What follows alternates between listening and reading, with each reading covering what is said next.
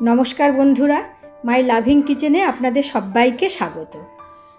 আমার আজকের recipe Durgashtami special জর্দা পোলাও। পুজোর দিনগুলোতে যাদের পক্ষে সম্ভব আমরা চেষ্টা করে থাকি বাড়ির লোকজনকে একটু ভালো মন্দ কিছু রান্না করে খাওয়াতে। সেই সঙ্গে এই চেষ্টাও থাকে রান্নাটা যাতে সহজ হয়, যাতে পুজোর আনন্দটা সবাই মিলে উপভোগ করতে পারি। সেই জন্যই জর্দা পোলাওয়ের রেসিপিটা আমি চুজ করে নিয়েছি। এটা রান্না করা যেমন সহজ, রান্নাটা খেতে তেমনই সুস্বাদু। খুব সহজ পদ্ধতিই আমি রান্নাটা করে নিয়েছি। চলুন দেখে নিই আমার আজকের এই জর্দা পোলাওয়ের রেসিপিটি। আমি নিয়েছি মেজারিং কাপের 1 কাপ পরিমাণ বাসমতি রাইস, আর এটাকে জল দিয়ে খুব ভালো করে রগড়ে রগড়ে কিন্তু হালকা হাতে 3 থেকে 4 বার ধুয়ে নেব, যতক্ষণ না পর্যন্ত সাদা জলটা বেরোয়। ধুয়ে নেওয়ার সঙ্গে সঙ্গে চালের থেকে যেমন ময়লাটাও বেরিয়ে যাবে এবং স্টার্চটাও খানিকটা পরিমাণ বেরিয়ে যাবে। আমি আরেকবার ধুয়ে নিচ্ছি।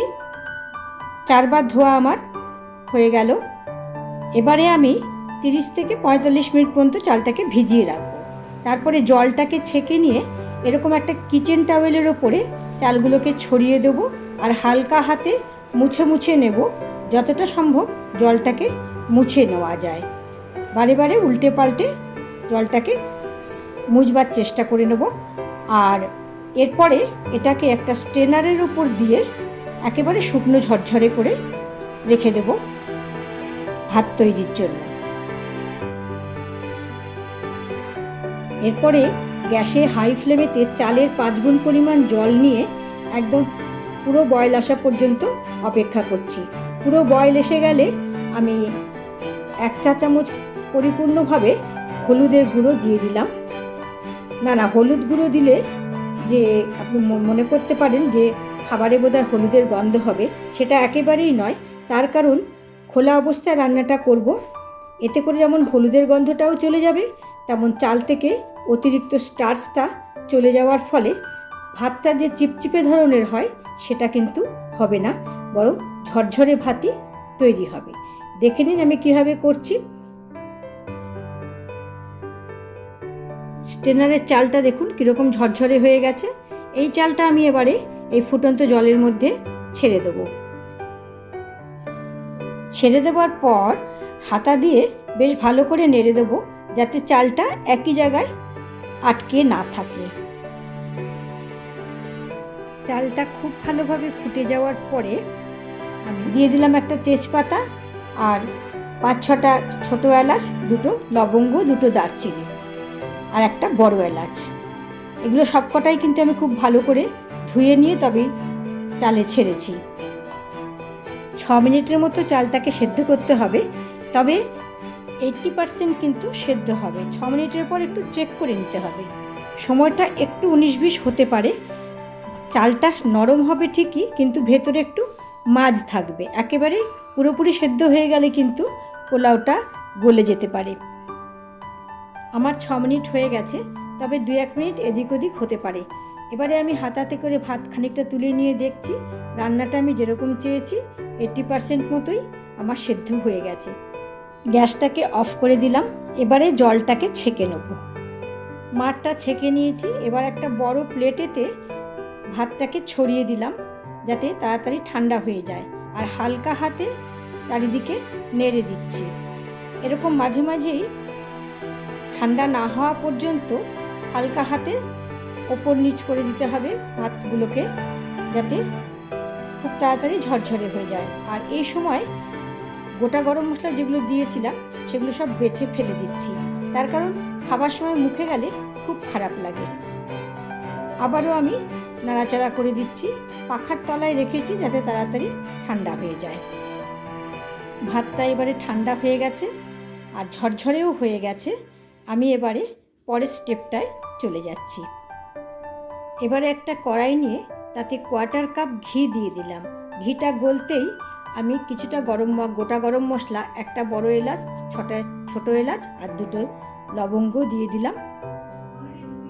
নিয়েছি আমন্ড পেস্তা, কিশমিশ, কাজু আর শুকনো নারকেল, অ্যাপ্রিকট আর ওয়ালনাট। আমি কিশমিশ আর ওয়ালনাট আর পেস্তা ছাড়া বাদবাকি সবকটা ড্রাই ফ্রুটই হালকা করে ভেজে নেব। ভেজে নেওয়ার ফলে পোলাওয়ের ভেতর ড্রাই ফ্রুটগুলোর যথেষ্ট পরিমাণ ক্রাঞ্চি থাকবে, খেতে খুব ভালো লাগবে।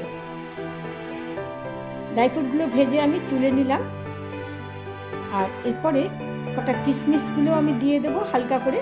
কিশমিশটাকে ভেজে আমি তুলে নেব। এরপরে কড়াইয়ে যেটুকু ঘি থাকলো তার মধ্যে আমি হাফ কাপ পরিমাণ চিনি দিয়েছি।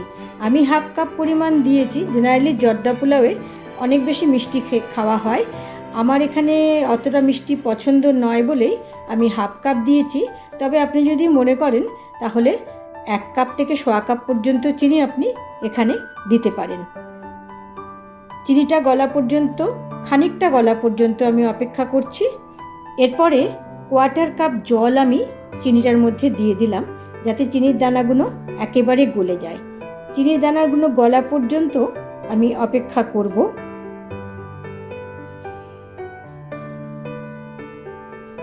ফুটতে শুরু করেছে জলটা, চিনির দানাগুলো গলতে শুরু করেছে। পুরোপুরি গলে যাওয়ার পরে আমি সেদ্ধ করে নেওয়া ভাতটা এর মধ্যে দিয়ে দিচ্ছি।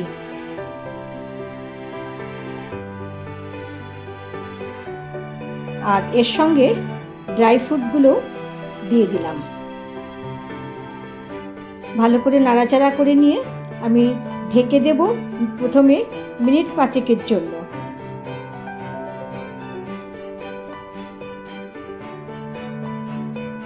পাঁচ মিনিট বাদে ঢাকাটা খুলে একবার নেড়ে দিচ্ছি, ওপর নিচ করে পুরো ভাতটাকে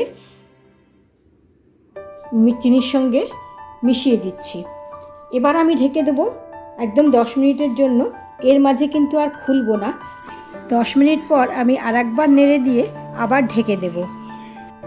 আমি স্টিলের ঢাকনা ব্যবহার করেছি, এতে কোনো ছিদ্র ছিল না। যদি কোনো ঢাকনায় ছিদ্র থাকে তবে দমে বসাবার সময় সেই ছিদ্রটাকেও বন্ধ করতে হবে। আরও মিনিট 2 আমার দরকার। আবারও আমি ঢেকে দিলাম। মিনিট 2 বাদে আমার রান্নাটা একেবারে তৈরি। আমি এটা পরিবেশন করে দিচ্ছি। এখানে কতগুলো কথা মনে রাখা দরকার, যেমন চালটাকে খুব ভালোভাবে ধুয়ে নিতে হবে। আর হলুদ দেওয়ার পরে ঢাকনা খুলে আমরা রান্নাটা করব। এতে করে দুটো উপকার আমি আগেই বলেছি। প্রত্যেকটা আইটেম ভালোভাবে ধুয়ে কিন্তু ব্যবহার করব।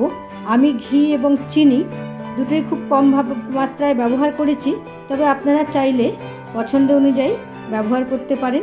ড্রাই ফ্রুটটা যেমন হাতের কাছে থাকবে সেরকমভাবেই ব্যবহার করতে পারবেন। আমি ওপরে কয়েকটা গোলাপ জামুন দিয়ে সাজিয়ে দিয়েছি, এতে করে খেতে ভালো লাগে, দেখতেও ভালো লাগে।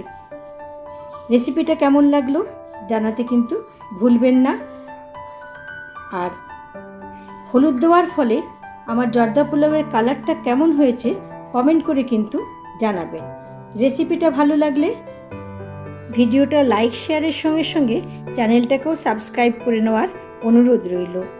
আর বেল আইকনটাকে অতি অবশ্যই প্রেস করে অল নোটিফিকেশানটাকে অন করে দেবেন, যাতে পরবর্তী ভিডিও আপলোডের সঙ্গে সঙ্গে আপনাদের কাছে নোটিফিকেশানটি পৌঁছে যায়। সবাই ভালো থাকবেন, সুস্থ থাকবেন, পুজোটাকে খুব ভালোভাবে এনজয় করবেন। কথা হচ্ছে পরের ভিডিওতে। নমস্কার।